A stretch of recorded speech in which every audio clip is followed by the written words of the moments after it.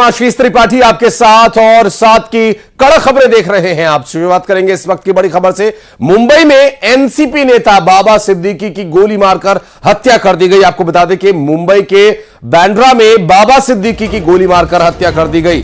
दरअसल बाबा सिद्दीकी की हत्या के मामले में हमलावरों ने बाबा सिद्दीकी को 2 गोलियां मारी थी और दोनों गोलियां बाबा सिद्दीकी के सीने में लगी और रात करीब 9:30 बजे बाबा सिद्दीकी को गोली मारी गई और पुलिस ने 2 आरोपियों को गिरफ्तार भी किया है।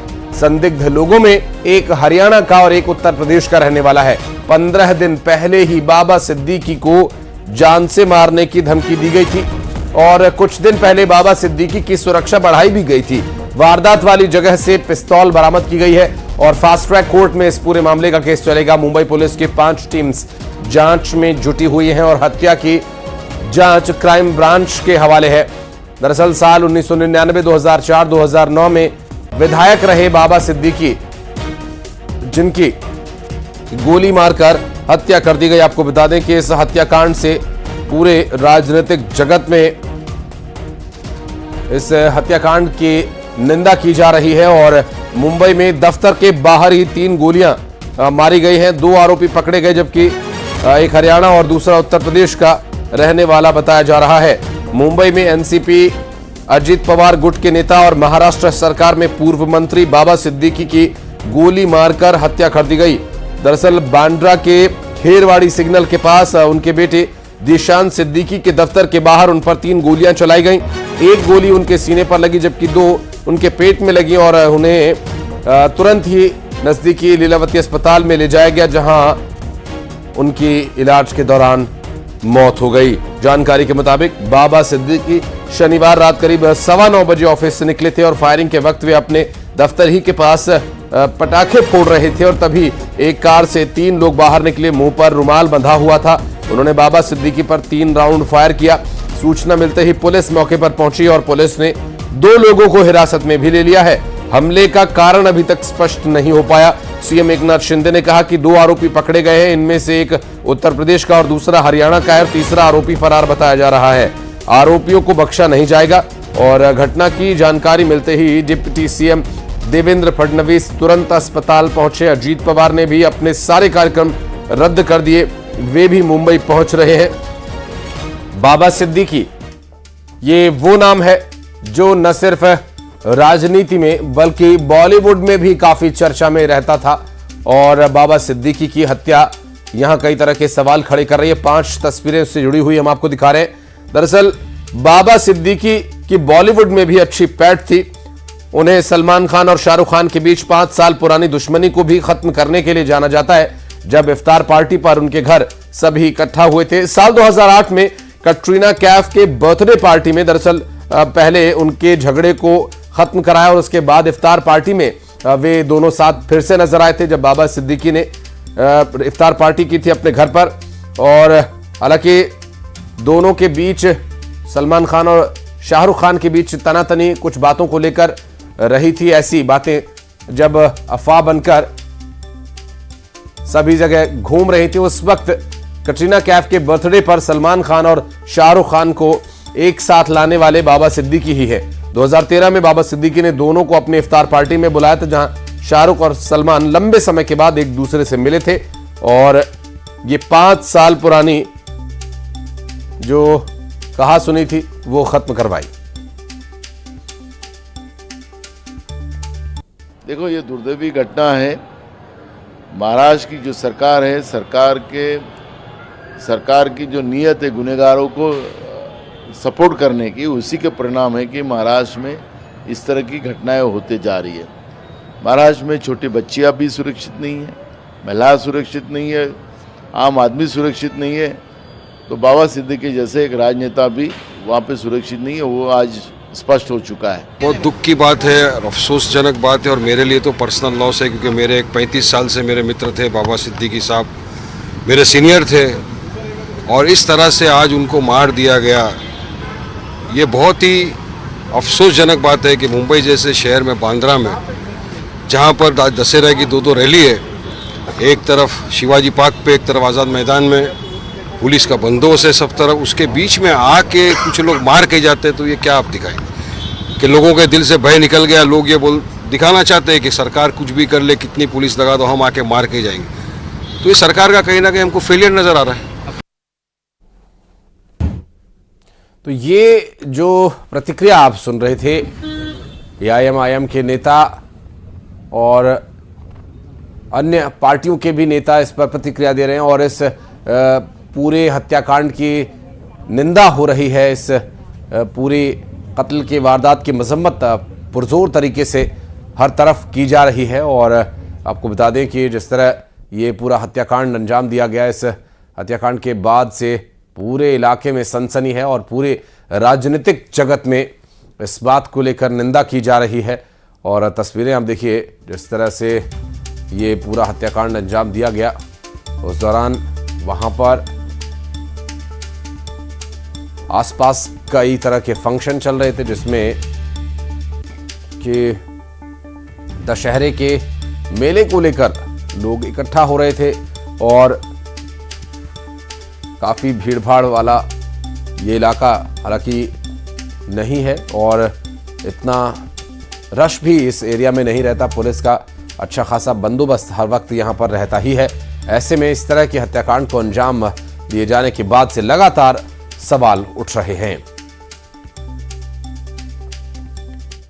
और बाबा सिद्दीकी की हत्या में कुल 4 शूटर शामिल थे बताया जा रहा है सूत्रों के हवाले से, जिसमें एक शूटर 3 शूटर्स को जानकारी दे रहा था फोन पर बाबा सिद्दीकी की।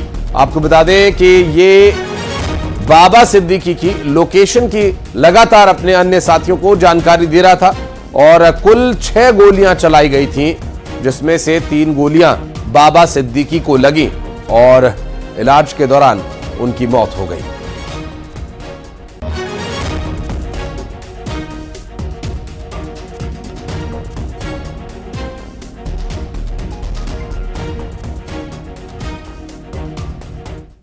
चलिए बढ़ते हैं आगे, रुक करेंगे कुछ अन्य खबरों का। दशहरा मैदान भोपाल में एक शख्स को हार्ट अटैक आ गया। दरअसल पुलिस कर्मचारी ने सीपीआर देकर उस शख्स की जान बचा ली। एसीपी अजय तिवारी ने उस शख्स की जान सीपीआर देकर बचाई। सोशल मीडिया पर इसका एक वीडियो भी काफी तेजी से वायरल हो रहा है। दरअसल रावण दहन के दौरान युवक को हार्ट अटैक आ गया था और इस रावण दहन में काफी संख्या में लोग कार्यक्रम में पहुंचे हुए थे और इस शख्स को हार्ट अटैक आया। उस वक्त वो शख्स वहीं गिर गया। हालांकि एसीपी वहां मौजूद थे और एसीपी ने सीपीआर देकर उस शख्स को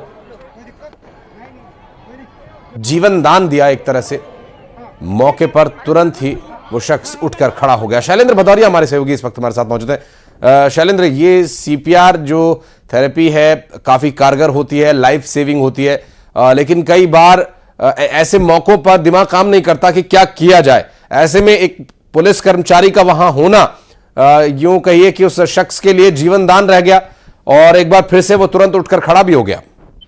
बिल्कुल बिल्कुल आशीष, आपने ठीक कहा। जिस तरीके से हम लगातार ये देख रहे हैं कि हार्ट अटैक की घटनाएं लगातार बढ़ रही हैं और कई बार ये देखने में आया कि युवक या कुछ नवयुवक जो है वो खड़े खड़े गिर जाते हैं और अचानक उनकी मौत हो जाती है, चाहे वो जिम की घटनाएं हो या फिर बसों में या ट्रेनों में इस तरह घटनाएं सामने आ रही हैं।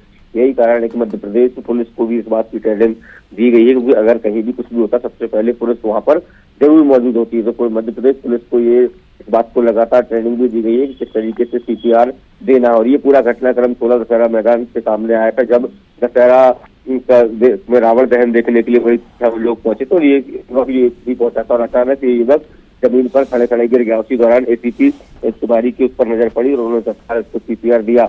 और आप देख सकते हैं जैसे कि तस्वीरों में कि जो युवक 2 मिनट पहले जमीन पर बेसुध होकर पड़ा था, लेकिन वो खुद भी खड़ा हो गया। ये वीडियो जो है वो सोशल मीडिया पर तेजी से वायरल भी हो रहा है। उसके पहले भी हम देखें कि चाहे मैं हाल ही में जिस तरीके से महू में जिस तरीके विधायक को जब हार्ट अटैक आया था तो उनके जो पीएसओ ने उनको सीपीआर देकर जान बचाई थी। इसके पहले हमने ग्वालियर में भी देखा था, एक महिला पुलिसकर्मी ने सीपीआर देके एक बाइक सवार की जान बचाई थी। तो ये बता रहा है कि मध्य प्रदेश पुलिस जो है वो लगातार सीपीआर को लेकर काफी अलर्ट नजर आती है और अगर इस तरह की घटना होती तो तत्काल उसकी जान बचाने का भी काम करने में जुटी हुई है। स्वाभाविक रूप से। और यहाँ पर देवदूत बनकर आए पुलिस कर्मचारी ने यमदूत से बचा लिया उस शख्स को और वो जो हार्ट अटैक के दर्द को सहन नहीं कर पा रहा था। सीपीआर मिलने के बाद उसने अब राहत महसूस की और उठकर खड़ा हो गया। चेहरे पर एक मुस्कान उस शख्स के दिखाई दी जो कि साफ बता रहा था कि इस शख्स को जो मदद दी गई है वो उसके लिए कितना धन्यवाद कर रहा है आंखों ही आंखों में। हालांकि ये एक काफ़ी बड़ी कहा जा सकता है कि उपलब्धि है। कहते हैं जीवन देने वाला सबसे बड़ा होता है। आप रहिएगा शैलेंद्र हमारे साथ, कुछ और खबरों पर डिटेल्स आगे आपसे लेंगे। और भोपाल से खबर, जहां पर विट्ठल मार्केट रावण दहन कार्यक्रम में जमकर विवाद हो गया। रावण दहन देखने के लिए आए युवक और युवती में मारपीट हो गई। कुर्सी को लेकर दोनों के बीच मारपीट हो गई। विवाद के बाद पीड़ित युवती ने पुलिस बुला ली। पुलिस ने मौके पर पहुंचकर बीच बचाव करने की कोशिश की और देखिए किस तरह से पुलिस से युवक और युवती ने जमकर अभद्रता की और पुलिस कर्मचारियों से दोनों ने मारपीट भी की। और शैलेंद्र हमारे सहयोगी इस वक्त हमारे साथ जुड़े हुए हैं। शैलेंद्र, ये जो घटना घटित हुई, क्या था कारण, क्या विवाद था और ये हाथापाई की नौबत क्यों आ गई? देखिए, बिल्कुल कल जिस तरीके से जगह जगह राजधानी भोपाल में दशहरे के आयोजन किया गया था, उसी कड़ी में विट्ठल मार्केट में भी दशहरा रावण दहन का कार्यक्रम आयोजित किया था। एक युवक और युवती वहां पर पहुंचे हुए थे और दूसरे युवती से इन लोगों का विवाद हो गया। कुर्सी को बैठने को लेकर विवाद हो गया। तब विवाद के दौरान इन दोनों में हाथापाई भी हुई। जब हाथापाई बढ़ी तो एक पीड़ित ने पुलिस को बुला लिया था और जब पुलिस आई और उन लोगों को समझाइश देने का प्रयास किया तो जो युवक युवती है जिन्होंने पीड़ित युवती के साथ मारपीट की थी, पुलिस से भी उलझ गए और पुलिस के साथ भी इन्होंने अभद्रता की। इसके बाद पुलिस ने दोनों को थाने में भेजा गया। हालांकि बाद में इसके परिजन जो है वो थाने पहुंचे थे। उनका ये कहना था कि जो युवती है वो मानसिक उसका ठीक नहीं है और यही कारण है कि उसने इस तरह की हरकत की है या पुलिस से अभद्रता की है। परिजनों के द्वारा पुलिस कर्मियों से माफी मांगी गई, उसके बाद उनको छोड़ दिया गया है। लेकिन जिस तरीके से ये जो मारपीट हुई, उससे अफरा तफरी का माहौल जरूर उस दशहरा मैदान पर बन गया था, क्योंकि न केवल युवक युवती में आपस में मारपीट की बल्कि पुलिस कर्मियों से भी अभद्रता की थी। जी। और इस तरह की कार्यक्रमों में इस तरह के विवाद कई बार रंग में भंग डाल देते हैं। शैलेंद्र, बहुत शुक्रिया आपका इस पूरे मामले पर जानकारी देने के लिए। वहीं जांजगीर चांपा में रावण दहन से पहले एक भीषण हादसा हो गया। दरअसल राम लक्ष्मण और हनुमान जी क्रेन लिफ्टिंग पर सवार थे और लिफ्टिंग मशीन का एक हिस्सा टूट गया और इससे एक बड़ा हादसा हो गया। दरअसल इस हादसे में कई लोग घायल हो गए और 3 लोगों को गंभीर रूप से घायल हालत में प्राइवेट हॉस्पिटल में एडमिट करवाया गया है। और ये तस्वीर आप देखिए, जब उस लिफ्टिंग क्रेन को इस्तेमाल किया जा रहा था रामलीला में, लेकिन किसी कारणवश ये टूट गई। कारण क्या रहा, बात करेंगे हमारे सहयोगी कैलाश कश्यप से, जानेंगे कि आखिर क्या वजह थी और कैसे ये हादसा हुआ। जी कैलाश। जी, भालेराव मैदान में हर वर्ष की भांति इस वर्ष भी राम रावण संवाद के लिए वेन लिफ्टिंग का उपयोग किया गया था, जिसके में राम लक्ष्मण और हनुमान जी सवार थे और अचानक वो वेन लिफ्टिंग जो है बेरिंग की खराब होने के कारण धीरे धीरे टूट के गिरने लगे और लगभग उसकी ऊंचाई 30 से 35 फीट बताई जा रही थी। उस ऊंचाई से लगभग वो गिरे और इस दौरान जो नीचे युवक थे एक जो है उनके पैर में चोटें आई हैं और गंभीर चोट है। दोनों पैर टूटा हुआ है उनके, क्योंकि उतने ऊपर से कोई सामान गिरे और पैर में पड़े तो उनकी स्थिति समझा जा सकता है। कैलाश, और ये काफी बड़ा हादसा, ये और भी भयावह हो सकता था। हालांकि किसी तरह की कोई जनहानि यहाँ नहीं हुई, ये राहत की बात कही जा सकती है। बहुत शुक्रिया आपका कैलाश इस पूरे मामले पर जानकारी देने के लिए। और मुंगेली में दशहरे की ड्यूटी कर लौट रहे जवान का हादसे का शिकार हो गया। जवान और बाइक पर सवार पुलिस के जवान की एक पिकअप से भिड़ंत हो गई और हादसे में पुलिस के जवान की मौत हो गई। आरक्षक प्रशांत चिल्फी थाने में तैनात था और बुड़तरा गांव के पास यह हादसा हुआ। बाइक सवार पुलिस के जवान की पिकअप से भिड़ंत हो गई और हादसे में आरक्षक प्रशांत की मौत हो गई। आपको बता दें कि हादसे का सीसीटीवी वीडियो भी सामने आया है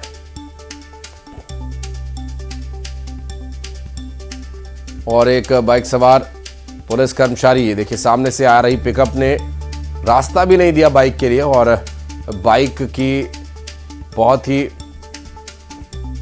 तेज गति से टक्कर हुई है और साइड लग के बाइक सवार पुलिस आरक्षक सड़क के किनारे वहीं गिर गया। और अब देखिए तस्वीरों में उसके हादसे की जो तस्वीर तस्दीक कर रही है कि वाकई हैरान और परेशान कर देने वाली तस्वीर है। मनेंद्रगढ़ में दुर्गा विसर्जन के दौरान जोरदार हंगामा हो गया। विसर्जन के दौरान युवकों में विवाद हो गया और इस बवाल में कुछ लोगों ने एक युवक को जमकर पीट दिया। युवक नशे में धुत बताया जा रहा था। मौके पर पुलिस भी मौजूद नहीं थी। किल्हारी थाना क्षेत्र का ये पूरा मामला है।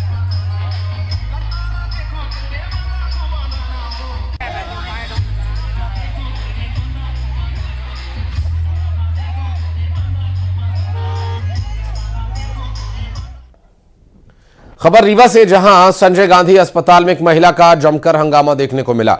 महिला का आरोप है कि हाथ से ब्लड निकलने के दौरान कई बार आवाज लगाने पर भी कोई मेडिकल स्टाफ मदद के लिए नहीं पहुंचा। और वहीं हंगामे का वीडियो भी सोशल मीडिया पर काफी तेजी से वायरल हो रहा है। संजय गांधी अस्पताल का ये वीडियो रीवा से आया बताया जा रहा है।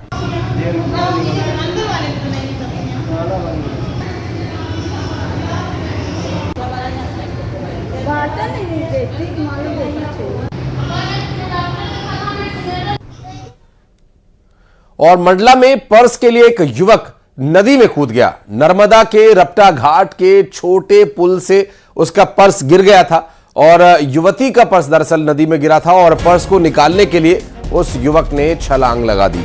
नर्मदा जी के तेज बहाव में युवक फंस गया। होमगार्ड के जवानों ने लाइफ जैकेट से उसे बचाया और यहां पर्स के लिए शख्स ने नदी में छलांग लगा दी थी और अपनी जान की परवाह भी नहीं की।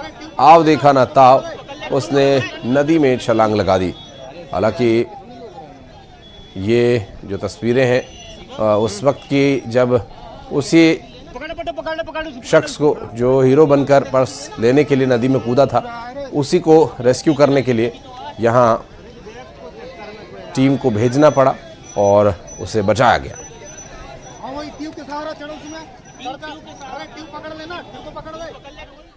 और सारंगढ़ बिलाईगढ़ में नवरात्रि में अश्लीलता परोसे जाने का एक वीडियो सामने आया। दरअसल अश्लील डांस किए जाने का वीडियो सामने आया है। दुर्गा पंडाल के सामने स्कूल ग्राउंड में यह प्रोग्राम हो रहा था और सरिया नगर में नवोदय दुर्गोत्सव समिति ने आयोजन किया था और अश्लील डांस के चलते महिलाएं प्रोग्राम के बीच से ही उठकर चली गई। और जशपुर में पानी से भरे बर्तन में एक मासूम के डूब जाने के मामले में, खेलते खेलते बर्तन में डूब जाने का मामला सामने आया। दरअसल 1.5 साल की एक बच्ची पानी में डूब गई जिससे उसकी मौत हो गई। पथलगांव थाने के पाकर गांव की यह पूरी घटना बताई जा रही है।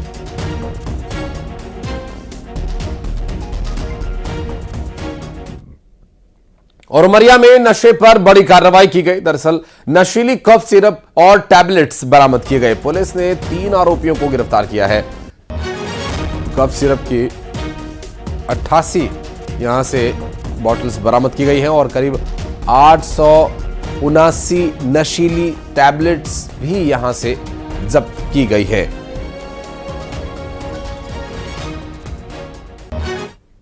भारत और बांग्लादेश के बीच 3 मैचेस के T20 सीरीज के आखिरी मैच में भारत ने 133 रनों से मैच जीत लिया और भारत और बांग्लादेश के बीच T20 सीरीज का तीसरा मुकाबला हैदराबाद के Rajiv Gandhi international cricket stadium में खेला गया।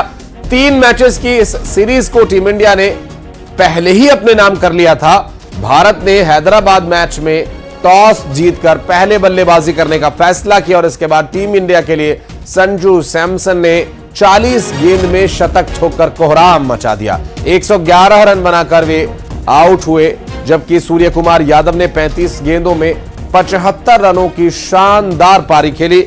तो वहीं हरफन मौला खिलाड़ी हार्दिक पांड्या ने 47 रन ठोक डाले और रियान पराग ने सिर्फ 13 गेंदों पर 34 रन कूट डाले।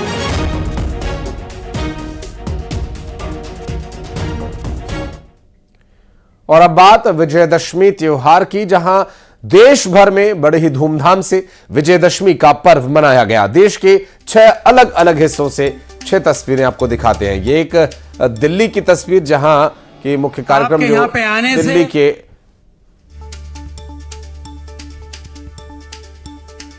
मैदान में हुआ, चंडीगढ़, लखनऊ, पटना, जम्मू, देहरादून से ये तस्वीरें आपकी स्क्रीन पर।